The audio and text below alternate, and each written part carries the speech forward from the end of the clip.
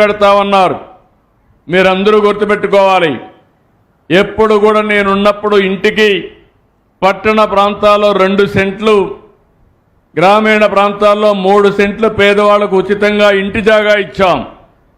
వీళ్ళు వచ్చిన తర్వాత పట్టణ ప్రాంతంలో 1 సెంటు, గ్రామీణ ప్రాంతంలో 1.5 సెంటు, అది కూడా ఊర్లో కాదు, ఎక్కడో అడవిలో, ఎక్కడో చెరువులో, ఎక్కడో వాగులో ఇచ్చారు. అదే మరి ఇంకొక పక్క మీరు చూస్తే చాలా భయంకరంగా అవినీతి చేశారు. గవర్నమెంట్ భూమి తీసుకోవడం, దాని మీద లో లెవెల్ అని, దాని మీద లెవెల్ చేయడానికి కోట్ల రూపాయలు ఖర్చు పెట్టి మీరు కట్టే పన్నులన్నీ కూడా దోచుకునే పరిస్థితికి వచ్చారు. ఇలాంటివన్నీ కూడా చేయడమే కాకుండా ఎక్కడా రోడ్లే లేదు, డ్రైనేజ్ లేదు, మంచినీరు లేవు, కరెంటు లేదు. ఎవరన్నా పోవాలంటే అక్కడ పాములు ఇవన్నీ చూసి భయపడే పరిస్థితి వచ్చింది. ఈ విధంగా మీ జీవితాలతో ఆడుకున్నారు. చాలా దారుణంగా ప్రవర్తించే పరిస్థితికి వచ్చారు. ఇంకో పక్క మీరు చూస్తే పేదవాళ్ళకు కట్టే ఇండ్లకు ఇవ్వాల్సిన ఇసుకలో కూడా పంది కుక్కలు ఇష్టానుసారంగా దోచుకునే పరిస్థితికి వచ్చారు. అంటే పేరు మీది వీళ్ళు ఎక్కడెక్కడికో పంపించి అందులో దోచుకుంటే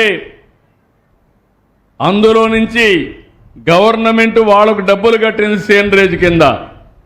పేరు మీది ధనం ప్రభుత్వాన్ని, దోచుకున్నది పెత్తందారులు, దోపిడీదారులు అని చెప్పి కూడా నేను మీకు తెలియజేస్తున్నా. అన్నీ కూడా ప్రక్షాళన చేశాను.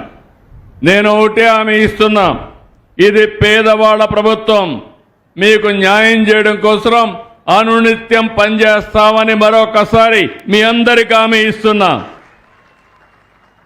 ఆ రోజు మీరు ఇంకొక పక్క చూస్తే పేదవాళ్ళకి ఇచ్చే సబ్సిడీ ఇవ్వకుండా ఎగ్గొట్టారు. ఇప్పుడు నేను వస్తానే మళ్ళీ కేంద్రం ఇచ్చే డబ్బులే కాకుండా రాష్ట్రం కూడా కేంద్రం మీరు చూస్తే పట్టణ ప్రాంతాల్లో 2,50,000 ఇస్తారు, గ్రామీణ ప్రాంతంలో 2 లక్షలు ఇస్తారు. దీనికి అదనంగా బీసీలకు, ఎస్సీలకు 50,000, గిరిజనులకు 75,000.